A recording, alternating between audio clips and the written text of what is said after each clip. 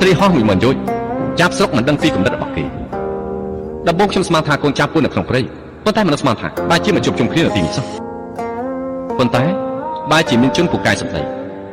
ដឹងរឿងបន្តិចបន្តួចរួចហើយស្អីក៏មើលមិនឃើញនិយាយពីការបង្អួតគេឈ្មោះគ្មានអ្នកណាអាចប្រៀបនឹងបាននិយាយពីការបញ្ជាតបវិញពួកគេគ្មានសមត្ថភាពអ្វីទាល់តែសោះមានតែដើរញញឹមដាក់គេដាក់ឯងតែប៉ុណ្ណោះ